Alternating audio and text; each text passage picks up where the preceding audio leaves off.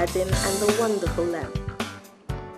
An evil magician in faraway China learned through his secret arts of a magic lamp. Since the lamp was hidden in a dangerous place, the magician decided to find someone to fetch it for him. He happened upon an innocent boy named Alladin, who was the son of a poor widow. Pretending to be the boy's long-lost uncle, invited Alladin to walk with him outside the city.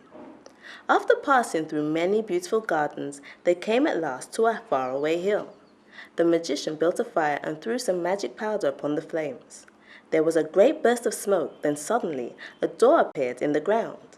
Alladin shrank back, but the magician cuffed his ears and ordered him in a rough voice to go through the open door. A flight of narrow steps was revealed, winding into the darkness.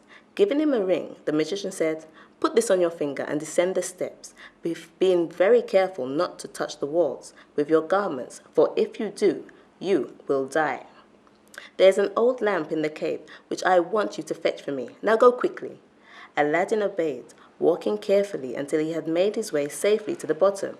Here he saw trees shining with colorful fruits, which he picked and stuffed into his pockets. Then spying the lamp in a niche, he snatched it up and hurried back.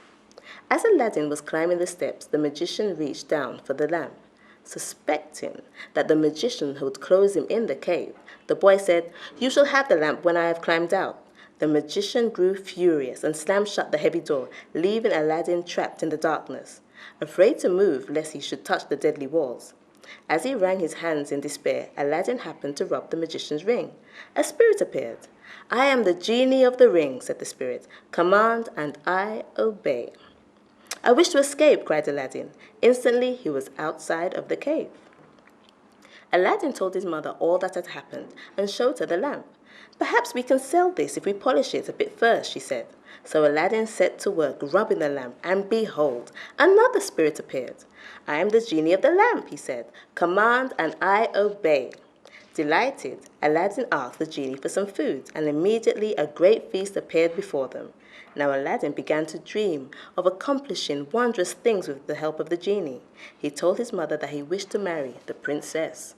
"Marry the princess," she cried, "but the king will be insulted if a poor woman like me should ask such a thing for her son."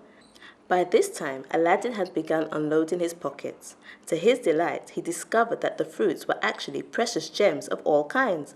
"Mother," said Alladin, "do not fear the king's displeasure, for look at the gifts you can take to him."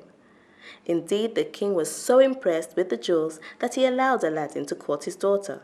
The two fell in love and soon began to plan their wedding. "But first I must build a castle for us," said Alladin. The princess and her father protested. "That could take years." "I shall do it in one day," said Alladin. He went home and rubbed the lamp. When the genie appeared, Alladin told him to build a fine castle next to the king's own. "Command and I obey," said the genie. The next morning, the king and all of the court were amazed to see a magnificent new palace standing nearby. Alladin married the princess that very day and took her to their new home. And in the days that followed, he made many friends at court. Then one day, the evil magician heard of the king's impressive new son-in-law, who had built his palace overnight. Immediately, he suspected the truth. Disguised as a peddler, he waited outside the palace gate until he saw Alladin ride away. Then he approached the palace, calling, "New lamps for old, new lamps for old." One of the palace maids, hoping to please her mistress, grabbed up Alladin's tarnished old lamp and traded it to the disguised magician for a shiny new one. No sooner had the peddler obtained the lamp than he rubbed it and commanded the genie to transport the whole palace and the princess to a remote desert. When Alladin returned, he guessed what had happened and summoned the genie of the ring. "Restore my princess and my palace," he cried. But the genie of the ring could not undo the magic of the lamp. "Then take me to them," said Alladin. Instantly he found himself at the side of his wife, who was overjoyed to see him.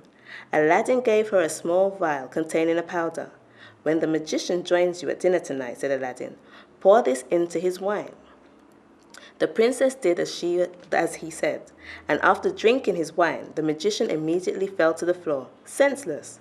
Then Alladin snatched up the lamp, rubbed it, and commanded the genie to take them all home. Instantly, the palace was returned to its rightful place. The magician was sent to a faraway land, and Aladdin and his princess lived together in happiness and prosperity for the rest of their lives.